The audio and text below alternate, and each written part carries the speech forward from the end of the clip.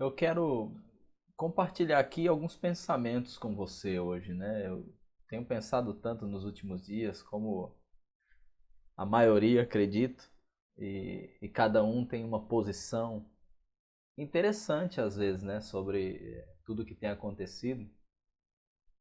Se obedece os governos, se obedecem a, a Bíblia, a Bíblia é que manda obedecer o governo está desautorizando a Bíblia.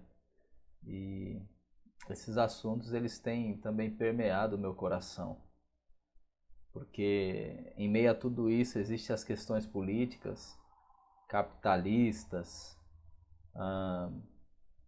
questões que muitas vezes fogem, né, da minha alçada ou da alçada da maioria.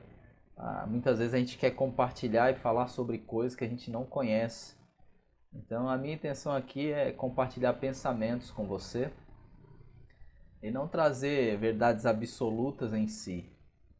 Eu tenho visto a questão do isolamento social como algo, como que um treinamento para a implantação do comunismo no Brasil e nas nações da Terra. Né? Você estuda Apocalipse, capítulo 13, à luz de Daniel, capítulo 7, você começa a enxergar a nova ordem mundial que foi profetizada para acontecer.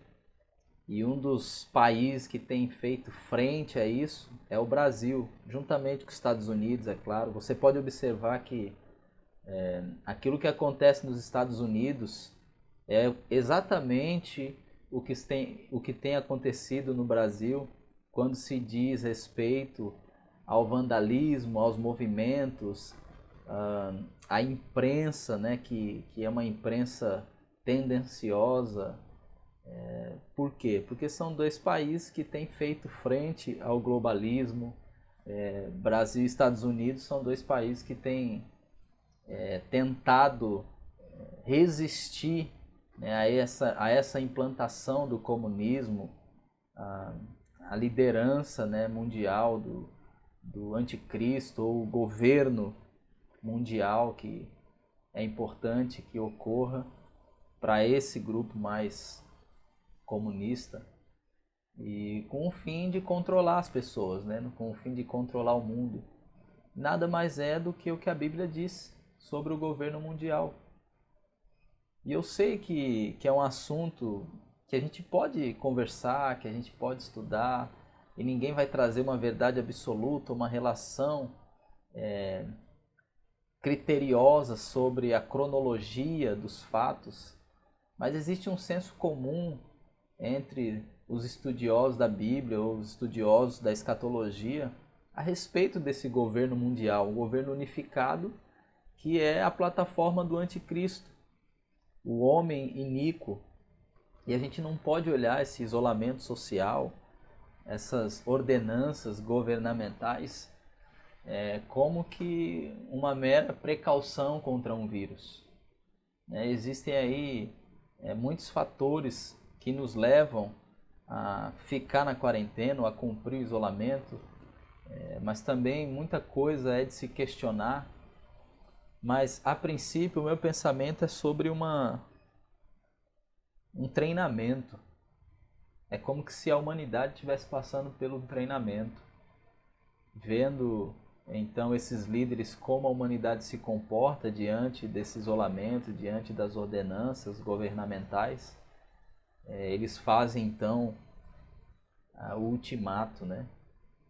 Então eu acredito que em algum momento a gente vai precisar desobedecer os nossos governadores. Por quê? Porque eles passarão a dar ordens que vão contra aos nossos princípios. Vai chegar o momento que a gente vai precisar escolher em colocar a marca, o chip, né, que é tão misterioso o assunto. E daqui um pouco a igreja vai olhar e vai relativizar, não, mas não tem nada a ver, não tem problema. Meu filho vai morrer de fome, eu tenho que dar sustento para o meu filho. E a gente então, como igreja, vai simplesmente relativizando os aspectos proféticos para o fim dos tempos e abraçando então o globalismo, a nova ordem mundial. Eu temo que as nossas igrejas, o nosso povo, se entreguem ao sistema corrompido, ao sistema do anticristo. E alguém nesses dias me perguntava, poxa, mas então como é que nós vamos fazer? E a minha resposta foi, eu tenho procurado criar os meus filhos, treinar os meus filhos, pensando nessa hipótese. Filho, não tem comida, a gente não vai negociar, mas creia, nós temos uma promessa da morada eterna. Nós temos a promessa da eternidade com o Pai. Aguenta firme. Eu não gosto de romantizar a vida, não gosto dessa ideia de romantizar o Evangelho, porque querendo ou não, se nós ainda estivermos aqui, quando essas coisas acontecerem, não vai ser fácil para ninguém.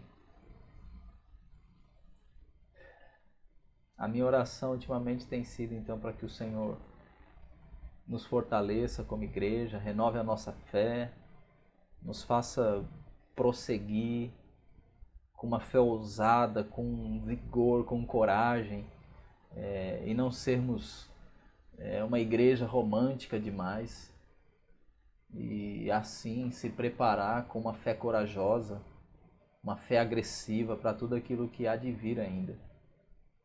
É lógico que certamente Deus está conosco. É lógico e, biblicamente falando, nós somos mais que vencedores, nós sabemos o fim, o Cordeiro vence. Ele é digno de abrir os selos e ele diz para nós em algum momento, olha, não chores mais, né? Mas até que a consumação de todas as coisas ocorram, a pergunta que fica, né, nesses meus pensamentos e a pergunta que eu tenho feito constantemente para mim mesmo: até quando nós, como igreja, teremos uma parte esmagadora de cristãos passivos,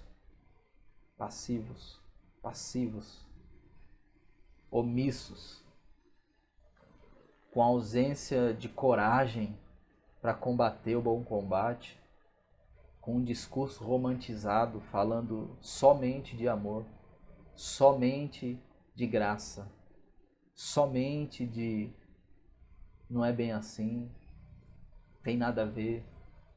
Até quando? Eu tenho sonhado e eu tenho orado a Deus para que Ele preserve a mim e a minha família com uma fé ousada, uma